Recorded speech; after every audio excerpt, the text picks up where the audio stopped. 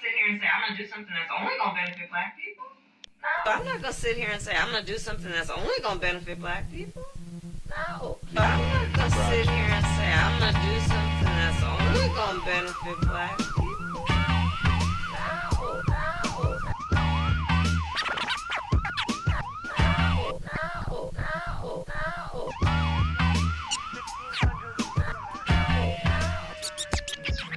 There are many who are not familiar with the history of the Freedmen's Bank.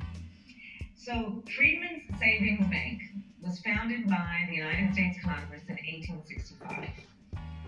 It was a bank unlike any other our nation had known. Freedmen's Bank was established to serve Black Americans newly freed from slavery, to help them build wealth and to build a better future.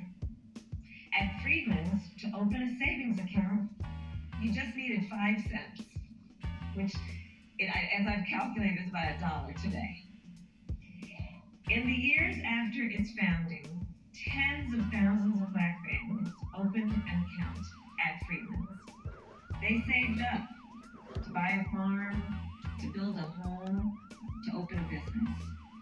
Even school children saved their pocket money to deposit it in this institution.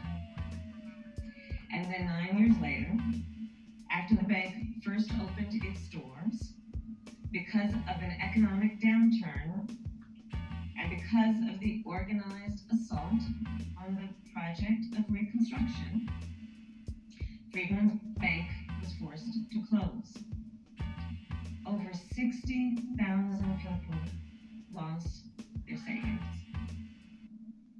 Now, Freedmen's Bank was guided by a vision.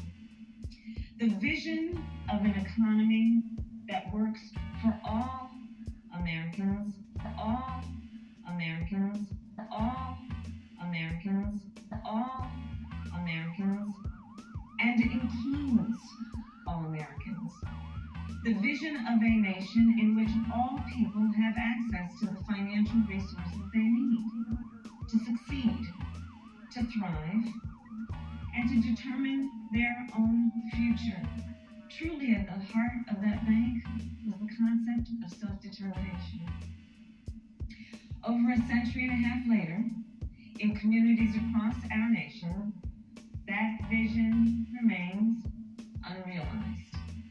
Consider, today, Black entrepreneurs are 3 times more likely to report that they did not apply for a loan for fear of being turned away by a bank, often anecdotally because they heard about that experience from friends and relatives. Today, Black and Latino homeowners are rejected. Black and Latino homeowners are rejected. Black and Latino homeowners are rejected. Black and Latino homeowners are rejected by traditional financial institutions at a higher rate when applying for home loans. And this is the case even when they have credit profiles similar to other applicants. Today, many immigrant business owners, including some Asian American business owners, Today, many immigrant business owners, including some Asian American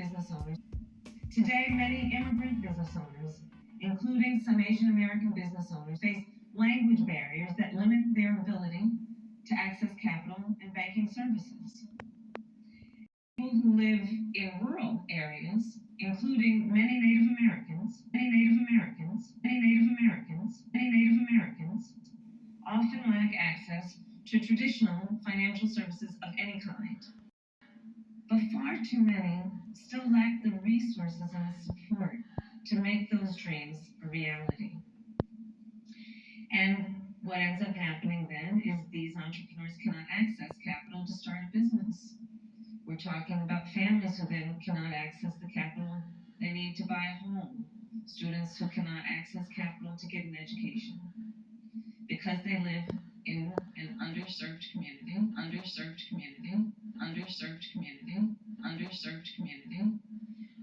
And together, these private sector leaders have committed tens of billions of dollars to promote and then provide capital to community lenders, to support entrepreneurship and minority-owned businesses, minority-owned businesses and minority-owned businesses, and to expand access to financial services, and to create and protect affordable housing. And today, this coalition has committed more than $1 billion to community banks serving minority and rural communities. Serving minority and rural communities. Serving minority and rural communities. Serving minority and rural communities. It is wrong to somehow suggest that an undocumented immigrant is a criminal. Being an undocumented immigrant is not a crime. I know what a crime looks like. An undocumented immigrant is not a criminal. An undocumented immigrant is not a criminal. An undocumented immigrant is not a criminal. An undocumented immigrant is not a criminal. An undocumented immigrant is not a criminal. An undocumented immigrant is not a criminal. An undocumented immigrant is not a criminal. So I'm not going to sit here and say I'm going to do something that's only going to benefit Black people. No,